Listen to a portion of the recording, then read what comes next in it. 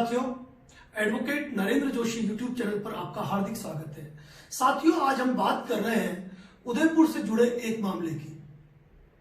उदयपुर जिले की तहसील सरड़ा और उसका गांव है एक पिलादर गांव, जो पुलिस थाना जावर माइंस के अंतर्गत आता है। वहां के 85 भोले भाले ग्रामीणों से कुछ लोग प्रधानमंत्री और मुख्यमंत्री ऋण योजनाओं के नाम पर लोन दिलाने के नाम पर ठगी करते हैं। मामला इस प्रकार का है कि गांव की एक चौपाल पर बैठकर ये लोग ग्रामीण लोगों से ये कहते हैं कि हम आपको 4% की ब्याज दर पर और जिस पर 30% की सब्सिडी मिलेगी वह लोन हम आपको दिलाएंगे, और वह लोन होंगे मुख्यमंत्री रोजगार योजना के नाम से और प्रधानमंत्री रोजगार योजना के नाम से। और यदि आप हमें डॉक्यूमेंट देते हैं तो आपको जब लोन की राशि के चेक मिल जाए तब आपको हमें हमारी प्रोसेसिंग फीस देनी है। 15,000 रुपए प्रति व्यक्ति के नाम से तय किए जाते हैं। गांव का एक समूह बनाया जाता है और 85 लोगों से ये लोग डॉक्यूमेंट लेते हैं।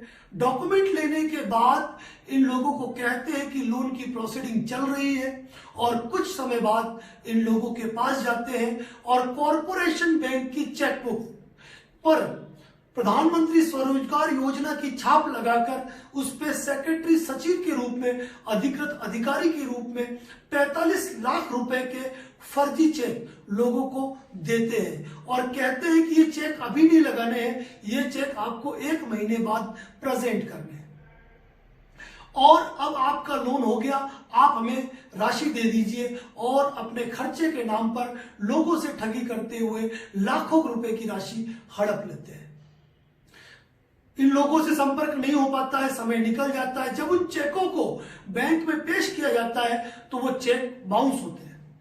ऐसी अवस्था में जब गांव के 85 लोगों को यह मालूम पड़ता है कि हम प्रधानमंत्री रोजगार योजना और मुख्यमंत्री रोजगार योजना के नाम पर धोखे का शिकार हो चुके हैं, तो ये सारे लोग इकट्ठे होकर जिला पुलिस अधीक्षक के द्वार पहुंचते हैं, जहां से FIR दर्ज करने का आदेश होता है। मामले की गंभीरता को समझिए कि सरकारी योजनाओं के नाम पर लोगों को धोखा देना, लोगों से राशि हड़पना और फर्जी चेक पे सील लगाकर फर्जी चेक देना जो बाउंस होते हैं, और सभी को ये बताते हैं कि यह जो चेक है वह सरकार की तरफ से जारी हुए हैं तुम्हें। तो यहां पर कूट रचित दस्तावेजों का असल की तरह इस्तेमाल किया गया, यानी कि जो कृत्य कारित किए गए वो भारतीय दंड संहिता की धारा 420, 406, 464, 467, 468, 471 जिन मामलों में 10 साल तक की सजा का प्रावधान है। पुलिस थाना जावर माइंस में FIR दर्ज होती है। अनुसंधान अधिकारी महोदय अनुसंधान करते हैं, न जाने वो कौन सा अनुसंधान करते हैं या उनके अनुसंधान में ऐसी कौन सी कमी रह जाती है कि उनको इस इतने बड़े अपराध की गहराई समझ में नहीं आती है। अनुसंधान अधिकारी इतना जरूर करते हैं कि उन आरोपियों को बुलाते हैं जिन्होंने यह षड्यंत्र कारित किया, और उन आरोपियों से मिलकर इन लोगों को उनकी राशि लौटाने की जगह फिर से चेक दिलाते हैं और इनसे यह लिखवा के लिया जाता है कि हमारा आपसी राजीनामा हो गया। अब इतनी गंभीर धाराओं के अंदर जब अपराध कारित हुआ, जब किसी व्यक्ति ने प्रधानमंत्री और मुख्यमंत्री रोजगार योजनाओं के नाम पे छल किया और उनके फर्जी डॉक्यूमेंट एग्जीक्यूट किए और फर्जी चेक बांटे, क्या अनुसंधान अधिकारी इस मामले की गहराई में गए? चलिए कोई बात नहीं, हम ये मानते हैं कि पीड़ितों को न्याय मिल जाता अगर उन्हें उनकी राशि मिल जाती, लेकिन आपने किया क्या? पहले भी उन लोगों को फर्जी चेक दिए और अब भी आपने उनको फर्जी चेक ही दिलवाए, और केस के मामले में आप FR पेश करने की तैयारी में है। कहां से हुआ समझौता? जिन लोगों को लूटा गया, जिन लोगों के साथ ठगी हुई, जिन लोगों के साथ धोखाधड़ी हुई, जावर माइंस पुलिस थाने ने उनको उनकी राशि तक नहीं लौटाई।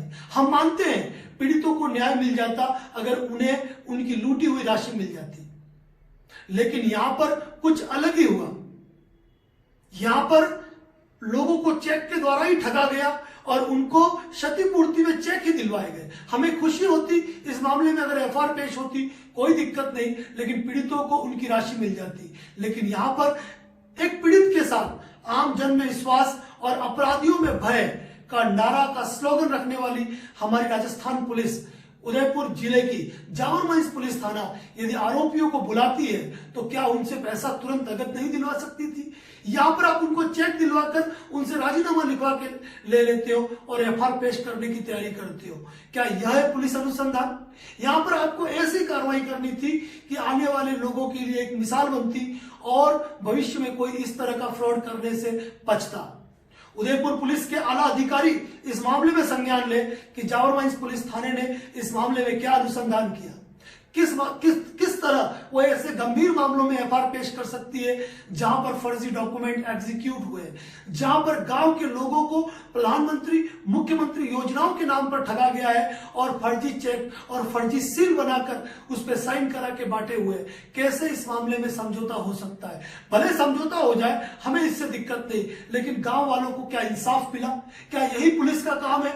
आज यही कारण है कि हर व्यक्ति पुलिस थाने जाने से पहले यह सोचता है कि हम पीड़ितों के साथ क्या अपराधियों की तरह दुर्व्यवहार होगा। इस मामले में मैंने जब पुलिस अधिकारी से चर्चा की, इस मामले के जब अनुसंधान अधिकारी से चर्चा की, तो अनुसंधान अधिकारी ने यह कहा कि आप जो पीड़ित है उनको हमारे पास भेजो।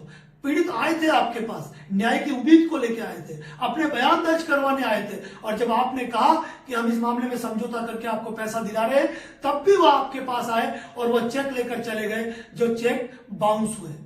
पुलिस थाना अधिकारी फिलहाल जावर माइंस को मेरा ये निवेदन रहेगा, इस मामले में त्वरित संज्ञान लें कि आखिर इन्वेस्टिगेशन ऑफिसर द्वारा किन किन चीजों की कमियां रखी गई, इतने संगीन मामले में किस तरीके से एफआईआर पेश करने की तैयारी की जा रही है। क्योंकि अनुसंधान अधिकारी से जब इस संबंध में चर्चा की जाती है तो उनके पास तो कोई जवाब ही नहीं होता है कि इस मामले में वो क्या कार्रवाई कर रहे हैं। इस मामले में मैं कहूंगा 85 पीड़ित है, क्या 85 पीड़ितों के साथ इंसाफ हुआ? क्या उन लोगों को दिए हुए चेक क्लियर हुए? क्या आपने जो फर्जी चेक दिए गए, क्या उसकी सत्यता की जांच की? क्या आपने कॉर्पोरेशन बैंक से वो डिटेल ली कि इस योजना के नाम से कोई अकाउंट खुला है? किस तरह उन्होंने बैंक के साथ धोखा किया है, किस तरीके से उन्होंने सरकार के साथ धोखा किया है, किस तरीके से उन्होंने आम जनता के साथ धोखा किया है, विचारणीय है। यहां पर न केवल पुलिस थाना अधिकारी जावर माइंस अपितु पुलिस आला अधिकारी श्रीमान एसपी साहब को, श्रीमान जिला कलेक्टर महोदय को भी इस मामले में संज्ञान लेना चाहिए। और प्रत्येक व्यक्ति से कहूंगा कि जब हमारे विभाग आवाज इस रूप से आती है तो इसको शेयर करें, ताकि कम से कम और कोई पुलिस अधिकारी किसी पीड़ित के साथ इस तरीका से समझौते लिखवाने की बजाय न्याय पे सोचे, जस्टिस पे सोचे कि किस तरीके से पीड़ित को इंसाफ मिल पाएगा। अब जब इतने लोग शिकार हैं तो आवाज बुलंद करना लाजमी है। खैर, इस मामले में जब हमें इस मामले की जानकारी हुई है तो इस मामले में हम अग्रिम कार्रवाई के अंदर भी जाएंगे, लेकिन तब तक उम्मीद करते हैं पुलिस प्रशासन से कि इस मामले में संज्ञान ले। धन्यवाद। जय हिंद, जय भारत, जय राजस्थान।